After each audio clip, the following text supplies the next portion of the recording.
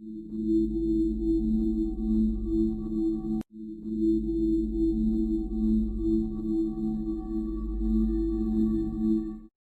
students, I am Preeti Narwal, your maths teacher. Welcome to my YouTube channel Learners Destination. कैसे हो आप सब? I hope आप सब ठीक होगे, सेफ होगे अपने अपने घर पर और अच्छे से पढ़ाई भी कर रहे होगे। एज यू नो, हमने चैप्टर 5 स्टार्ट कर रखा था। हम एक्सरसाइज 5.1 के क्वेश्चंस डिस्कस कर रहे थे। एक्सरसाइज 5.1 में हम कुछ क्वेश्चंस डिस्कस कर चुके थे, जिसमें हमें क्या फाइंड आउट करना था। हमें कॉन्टिन्यूटी डिस्कस करने के लिए बोला जाता है फंक्शन का, या फिर हम बोल देते हैं कि point of discontinuity find out करने के लिए बोला जाता है। ओके, तो हम आगे डिस्कस करते हैं क्वेश्चन नंबर 24। तो चलिए स्टेटमेंट रीड करते हैं। क्या है statement? Determine if f defined by f x is equals to x square sine 1 by x, x not equal to 0, 0 if x is equals to 0 is a continuous function. Determine हमें check करना है, इसका मतलब कि जो function define किया गया है एफ एक्स, ये हमारा कॉन्टिन्यूअस है या नहीं है। ठीक है, हमें दिखाई दे रहा है एक्स नॉट इक्वल टू 0 और एक्स इक्वल टू 0। इसका मतलब वही फिर से हमारे दो केसेस बनेंगे, एक एक्स नॉट इक्वल टू 0 के लिए और एक एक्स इक्वल टू 0 के लिए। हम दो केसेस पर क्या चेक करेंगे? इस पर्टिकुलर फंक्शन की कॉन्टिन्यूटी चेक करते हैं। ओके, तो चलिए पहले केस फर्स्ट स्टार्ट करते हैं।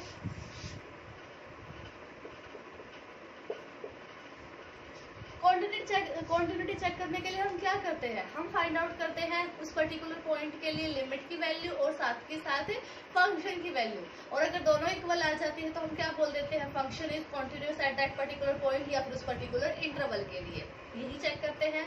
और अगर वो इक्वल नहीं आते तो हम क्या बोल देते हैं? Function is discontinuous at that particular point. Okay, तो चलिए पहला हम डिस्कस करते हैं when c is not equal to 0, या हम बोल सकते हैं x is not equal to 0। Okay, तो अगर हम लिमिट की बात करें, लिमिट c अप्रोचेस टू 0, ठीक है, sorry not c approaches to 0, x approaches to 0। Okay, तो फंक्शन क्या डिफाइन है? नॉट 0 के लिए ये फंक्शन डिफाइन है, तो हमने लिखा फंक्शन की value x square sine 1 by x.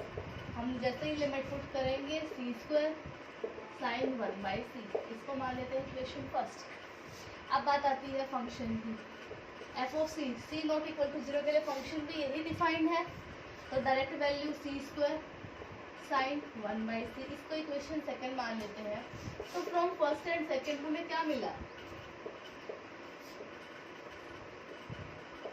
First and second से हमें मिला कि जो limit x approaches to c on f of x equals to f of c है, इसका मतलब f is continuous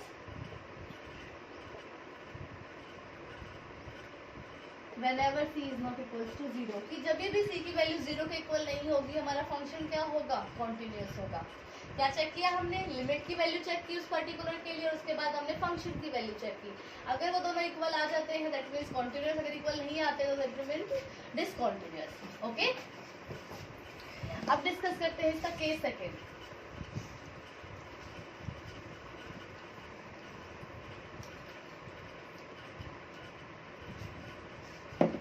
case second में हमारा क्या होगा? c इक्वल टू 0 होगा। अब c इक्वल टू 0 के लिए हम फंक्शन डिफाइन करते हैं, लिमिट चेक करते हैं। तो लिमिट x अप्रोचेस टू 0, ठीक है, f ऑफ x के ऊपर लगाएंगे नॉट इक्वल टू, क्योंकि यहाँ पर हम ये 0 की तरफ अप्रोच कर, 0 के इक्वल नहीं है, तो फंक्शन क्या कंसिडर किया जाएगा?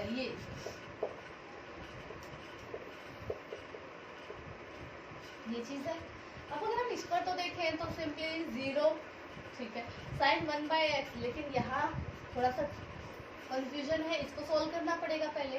अगर हम जनरल साइन की प्रॉपर्टी की बात करें तो हमें पता है कि साइन का कोई भी फंक्शन हो उसकी वैल्यू ग्रेटर देन और लेस देन इक्वल्स टू हमेशा क्या रहती है? -1 और 1 के बीच में लाई करती है। यही चीज़ हम पढ़ते हैं कि साइन और कोस की हमारी जो वैल्यू है वो किसके बीच में लाई करती है? -1 to 1 के बीच में लाई करती है।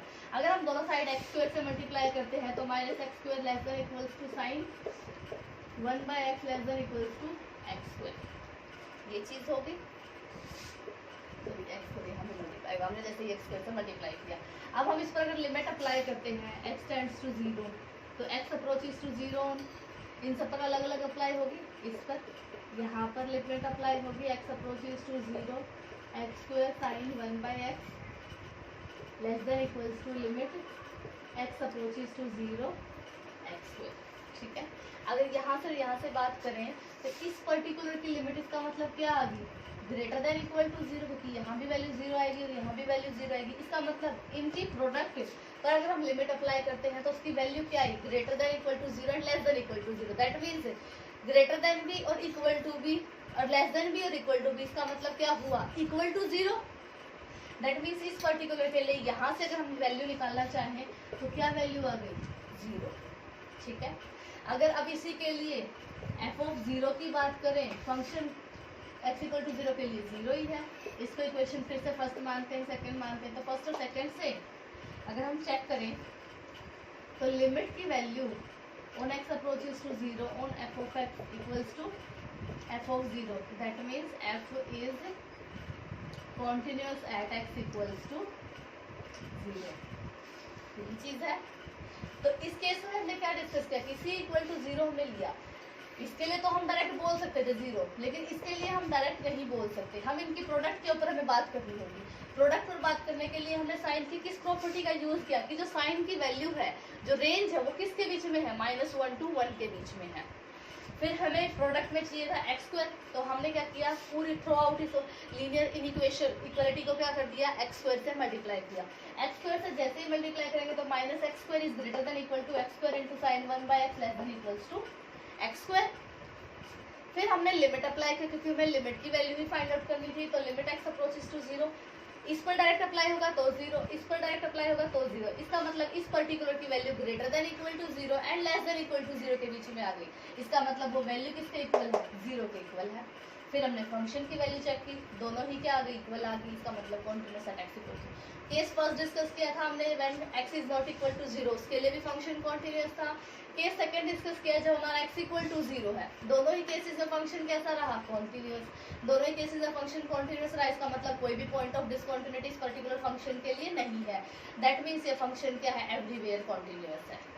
ओके, सो आई होप आपको ये क्वेश्चन समझ में आ गया होगा। अगर कोई डाउट रह जाए तो वो डाउट जरूर कमेंट सेक्शन में मुझे बताइएगा। वीडियो अच्छी लगे तो वीडियो को लाइक भी कीजिएगा, और अगर आप चैनल पर नए हैं तो चैनल को सब्सक्राइब कीजिए, बेल आइकन को दबाइए, ताकि आपको टाइम टू टाइम ऐसी वीडियोस की नोटिफिकेशन भी मिलती रहे। ओके, चलिए स्टूडेंट, अब हम डिस्कस करते हैं next question, which is question number 26। Question number 26 की क्या स्टेटमेंट है हमारी, find the values of k so that f is continuous at the indicated point x equals to π/2। fx आपको कैसे डिफाइन है, k cos x upon π - 2x, कब, when x is not equals to π/2, 3 if x is equals to π/2। ये एक आपकी दूसरी type के question है। यहाँ पर आपको फंक्शन ऑलरेडी कॉन्टिन्यूअस गिवन है एक पर्टिकुलर पॉइंट के लिए। आपको क्या चेक करना है, आपको एक पर्टिकुलर कोफिशिएंट या कांस्टेंट ही क्या निकालनी होगी, वैल्यू निकालनी होगी कि जिसके लिए वो फंक्शन क्या बन जाए, उस पर्टिकुलर पॉइंट के लिए कॉन्टिन्यूअस बन जाए। तो यहाँ पे आप फिर से क्या यूज करोगे, definition of continuity he use करोगे। डेफिनेशन ऑफ कॉन्टिन्यूटी में हमारी क्या कहती है कि लिमिट की वैल्यू हमारी फंक्शन की वैल्यू के इक्वल आनी चाहिए उस पर्टिकुलर पॉइंट पर, तभी हम बोलते हैं हमारा फंक्शन कैसा है, कॉन्टिन्यूअस है। तो हम इसी चीज को यूज करेंगे इस कांस्टेंट k की वैल्यू को फाइंड आउट करने के लिए। तो चलिए क्वेश्चन को स्टार्ट करते हैं। हमें गिवन है fx is continuous at x equals to π/2। इसका मतलब क्या है, ये क्या इम्प्लाई करता है कि limit x approaches to π/2 on f of x किसके इक्वल है, f ऑफ π/2 के इक्वल है। यही चीज है। f ऑफ π/2 की अगर हम वैल्यू की बात करें डायरेक्ट, किसके इक्वल है, 3। इसको भी फर्स्ट इक्वेशन मान लेते हैं। अब हमें दूसरा काम हमारा क्या होगा, लिमिट निकालने का। ठीक है, अब क्योंकि जब हम लिमिट चेक करते हैं तो हमारा जो फंक्शन है हम क्या लेके चलते हैं कि वो उसको अप्रोच कर रहा है, ना कि वो उसके इक्वल है। तो हम इसी तरीके से हमारी लिमिट को कंसिडर करके चलते हैं। तो हम मान लेते हैं x क्या है हमारा, π/2 प्लस h के इक्वल है। और एज x किसको अप्रोच करेगा, π/2 को अप्रोच करेगा, h किसको अप्रोच कर जाएगा, 0 को अप्रोच कर जाएगा। ठीक है, तो हम क्या लगाते हैं, लिमिट हम लगाएंगे h approaches to 0 on f of x। Function है हमारा k cos x upon π - 2x। ठीक है। x को क्या पुट करेंगे, π/2 प्लस h। k को बेशक बाहर निकाल दो क्योंकि k कांस्टेंट है, उसको कुछ भी अप्लाई होगा नहीं। cos π/2 प्लस h, नीचे π-2 इंटू π/2 प्लस h। ठीक है। अब हमें पता है cos π/2 plus h, that means कौन सा quadrant, second quadrant. Second quadrant में cos हमारा क्या होता है, नेगेटिव होता है। साथ के साथ π/2 पे क्या होते हैं, π/2 3π/2, ये जो क्या होते हैं, इन पर क्या होता है, नेम चेंज होता है। cos इसमें कन्वर्ट हो जाएगा साइन में। सेकेंड क्वाड्रेंट है तो साइन कैसा होगा, negative. So k limit h approaches to 0 minus of sine h। ये आया होगा अंदर, जैसे इस 2 से मल्टीप्लाई होगी तो 2 से 2 कैंसिल, माइनस पाई, माइनस में 2h, इस पाई से ये पाई कैंसिल। ठीक है।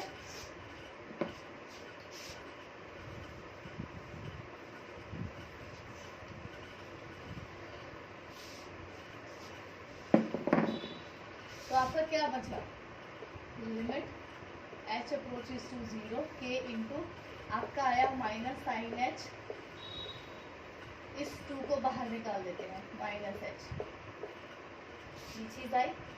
अगर ये चीज ध्यान से आपको याद हो तो आपने 11th में फॉर्मूला पढ़ा था कि लिमिट x टेंड्स टू 0 या theta tends to 0, sine theta by theta हो, साइन x बाय x हो, साइन 2x, मतलब ये जो ऊपर एंगल है और नीचे जो है ये क्या हो, सेम हो। तो हमारे जो क्या है, इसमें इसकी वैल्यू किसके इक्वल हो जाती है, 1 के इक्वल हो जाती है। तो जैसे ही ये लिमिट इस पर अप्लाई होगी, k/2 limit h approaches to 0 on sine h by h, इसकी वैल्यू क्या हुई, 1। इसका मतलब आंसर क्या है यहाँ से, k/2। ये होगी हमारी इक्वेशन नंबर सेकेंड। अगर हम यहाँ से बात करें कि फंक्शन कॉन्टिन्यूस गिवन है तो इस कंडीशन को सेटिस्फाई करना चाहिए। दैट मीन्स इस k/2 की वैल्यू यहाँ से इस 3 के इक्वल होनी चाहिए। यहाँ से क्या इम्प्लाई कर रहा है, k की वैल्यू किसके इक्वल होगी, 6 के इक्वल होगी। ओके, हमें इस k की वैल्यू फाइंड आउट करनी थी। तो हमने क्या किया, यहाँ पर हम सबसे पहले हमने कॉन्टिन्यूटी की डेफिनेशन यूज की।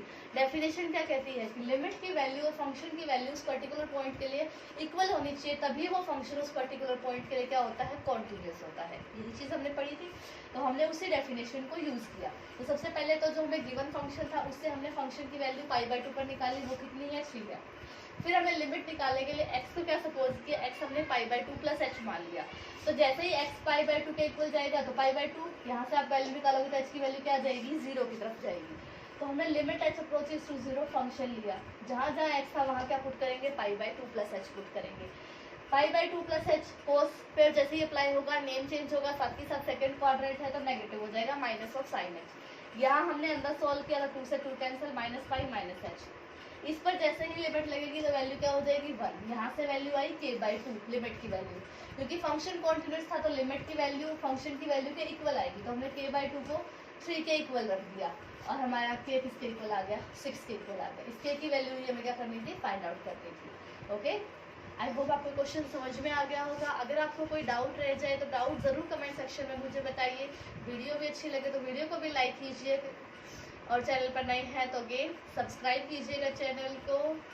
सो स्टूडेंट्स, पढ़ते रहिए, अपना ध्यान रखिए, stay home, stay safe, take care everyone, have a good day, thank you so much.